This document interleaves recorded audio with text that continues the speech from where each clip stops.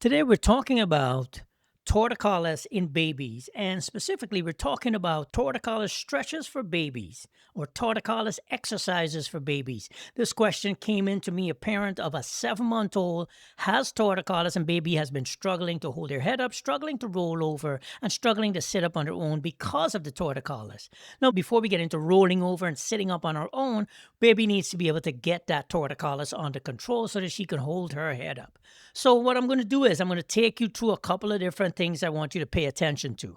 The first thing is let's look at our Torticollis Triangle. The first thing we want to do is focus on positioning. Positioning means when you're feeding your baby, how baby is sleeping, how baby is napping, how baby is traveling in the car, and also stretching. That's the next side we want to pay attention to, stretching. I'm going to walk you through a couple of different stretches that you can use to help your baby with torticollis, and also active play. Once you do some stretching and your baby is able to gain some range of motion, you want to do some active play in the new position and be able to keep that range of motion that you have. Now, if you're new to the channel, my name is Cherrick Gordon. I've been a pediatric physical therapist for over 2 decades. I show proactive parents like you how to use simple touch in your baby's natural environment to help your baby catch up with their milestones. Speaking of milestones, I created a free milestone checklist. I'm going to put the link down in the description down below.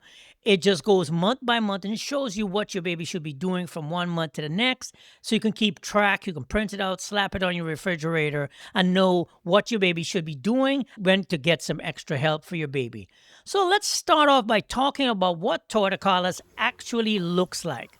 This is what torticollis looks like. If you look at the baby, you can see that baby's left side of baby's neck has a little bit of a crook right there. You can see his head is tilted towards the left side of his body. Baby has a mild left side torticollis. And what I want you to pay attention to is the crease on the side right there, the crease in the side of his neck right there, that lets you know that sometimes torticollis can be quite subtle. If you are not paying attention, you might possibly miss the torticollis. So that's what it looks like. I wanted you to see and look at a baby who actually has torticollis and who is struggling with it. And then we're going to talk about some positioning techniques and stretching techniques that you can use, and then some active play for a baby with torticollis. So this is positioning. I have this baby. He's in a high chair. This baby has a left side torticollis, which means his head bends towards his left side, and he tends to want to keep his head rotated towards his right side. Over here, where I have the big finger pointing, is where I have his television positioned. And what I'm doing is I'm angling his chair so that when he wants to look at his favorite TV show that's on the television, he actually has to turn his head towards his non favorite side. We have the television over this way, and he has a mirror on this side, but I'm going to turn his chair so that if he wants to look at the TV, now this is his favorite side that he likes to turn to. And what I'm going to do is turn his chair in the opposite direction so that now he has to rotate his head towards his non favorite side. Now, when we talk about positioning, is actually more important than stretching simply because of the amount of time your baby is going to be spent in one particular position. Your baby sleeps in one position. Your baby is going to stay in one position when you put baby down for a nap. And so, doing these different positions is very important in terms of getting your baby to be able to get into a position and stay in that position for an extended period of time. And so that actually becomes even more important than when you're stretching your baby. So that's why I like to tell a lot of parents to go ahead and focus on positioning. So let's assume that I'm breastfeeding this baby. First of all, let's say that this baby has a left side torticollis. Baby would like to have her head tilted towards her left side, but turned towards the opposite side, turned towards her right side. Now, you can see that if I put her and I'm holding her, and she likes to turn her head towards her right side, she would do easier if she were feeding from the left breast.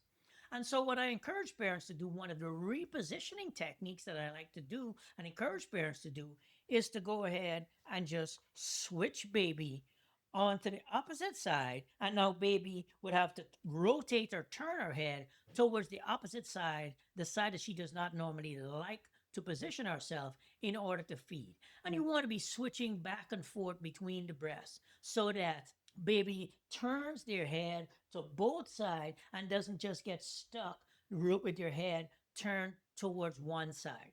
So we talked about repositioning baby in their natural environment so baby can watch TV. And now we're talking about feeding, again, repositioning so the baby is forced to turn and rotate their head towards their non favorite side. So let's move ahead and talk a little bit about stretching. Let's do the side bending stretch. So here it is. You can see I have my little hand here. This baby has a left side torticollis. This is the baby's left shoulder. And so what I do is I have baby flat on his back. Notice where I positioned my body. I've positioned my body off towards his right side. You see his right hand is over there on my leg. I reposition myself so I'm off towards his right side. I'm take my left hand, I put it on his left shoulder to hold the left shoulder down. Then I'm taking my left hand and I'm cupping the back of his head, and I'm going to gently tilt his head towards his right shoulder, thereby stretching his left muscles on the left side of his neck, which are the left sternocleidomastoid muscles. And so that's what I'm going to do. So I'm gently stretching him. You can see I'm making silly faces with him. I'm talking to him. I'm engaging him so that as he starts to feel the stretch, he doesn't try to fight and kick out of it. I'm also using my hand across his chest. I'm pinning him down to the ground with my forearm on his chest, and so that he doesn't get out of the position. But I'm doing it slowly and gently. Let's look at that one more time. The complete stretch. And you can see he is feeling it, but he's not in pain. If you look at his legs, look at his hands, you can see that he's feeling the stretch, but he's not in pain. And that is the side bending neck stretch for torticollis. The next stretch that I'm going to talk about is a stretch called the football hold. Now, let's go ahead and set this up. This is the Torticollis Stretches for infants, the football hold. The way you're going to set it up is sit with your baby and hold your baby across the front of your body.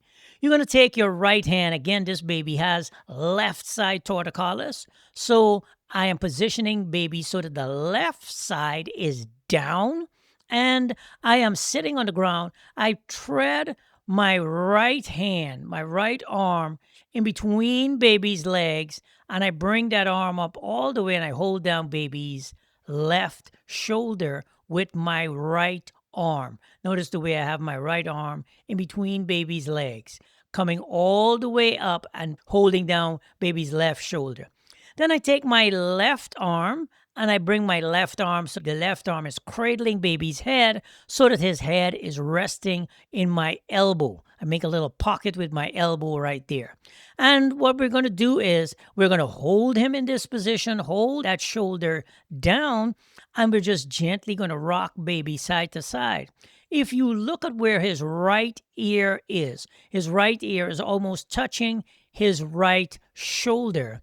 And what I'm trying to do is, again, stretch the left side of his neck muscles so that he can get a good quality neck stretch. And I like this position because you can readjust your hands and you're just going to sit with baby in this position and gently comfort him as you're sitting there playing with him and give him a nice, long, prolonged stretch. If you can maintain this stretch for 30 seconds to 1 minute, you're doing in terms of stretching baby and helping baby to be able to get rid of that torticollis with a nice, gentle, prolonged football stretch. I like to call it the football hug because you're hugging baby up against your body. Typically, you might hear it referred to online as the football hold. Now, once you finish these stretches, what you want to start doing is doing some active exercises for your baby. One of the best exercises that you can do for your baby is to just get them off their back completely. And so you can see I have baby here in tummy time, and I have him on a boppy so that his head is elevated above his chest and above his hips because he really does not like the tummy time position. And so I'm using a toy mirror to distract him, to keep him in tummy time for as long as I possibly can. And I'm just playing with him in this position. We're relaxing, we're down on the ground, we're having a good time. And some babies who don't like tummy time are the ones who have torticollis or who have a flat head. You can see that he is starting to fuss. And so your tummy time sessions don't have to be very long.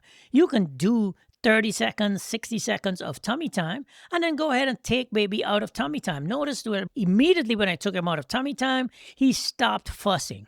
And so if you're using a boppy or a little cushion, like this is not actually a boppy, it's just one of the cushions in his mom's house. And I had him on the cushion just to distract him because I wanted him to be able to get better at tummy time. Sometimes you'll notice what I'm getting ready to do here is to just use a different toy, use a different angle, use a different position, but it's the same tummy time. And so I'm using my ball. He's quite fond of this big exercise ball that I have. And so what I'm going to do is I'm going to put him on the ball and just rock the ball front to back and go ahead and get him to do some little more tummy time. This is tummy time with a twist where he's moving. I'm rocking him front to back, doing some vestibular work while we're playing on the ball. I can bounce him on the ball and just have a good time on the ball. And he's also doing tummy time while he is getting off the back of his head. He's getting some neck exercises to the back muscles of his neck as he's doing his tummy time on the ball. So this is another baby that I have who does not particularly care for tummy time and also had a torticollis. So I wanted to make sure that I get him off the back of his head because a lot of times babies who have torticollis will develop something called plagiocephaly, which is simply a fancy way of saying they develop a flat head. And so getting your baby some neck exercises by doing some tummy time on a large ball like this is a fantastic way of getting baby off the back of their head, getting some tummy time, some active tummy time. And again, if baby is in this position and baby starts to get tired, baby can simply put their head down, take a little bit of a break if they need it, but you're trying to get baby to keep extending their tummy time position and continue to work on some tummy time, which is a great way to get your baby off of the back of the head. And it also helps to start strengthening those side neck muscles and the neck muscles on the back of baby's neck. So this is a great way to do some active play once you've gained a little bit of extra range of motion from the torticollis stretches. You can start repositioning your baby so that baby can have a little bit of extra range of motion and be able to do some active play as a way of getting rid of the torticollis. You can see here I'm trying to get him up on his hands and knees on the ball.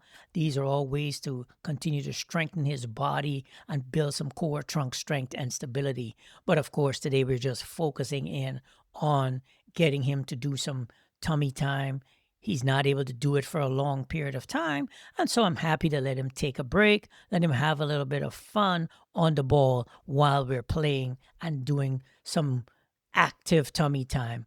If you have any questions, please subscribe to the channel, drop a comment down below, let me know what your questions are, and maybe I'll use your question to make an actual live out of your question, because a lot of times parents have very similar questions, even though everyone thinks that their baby is the only one dealing with a particular condition. I will talk to you in the next video. Have a good one, my friends.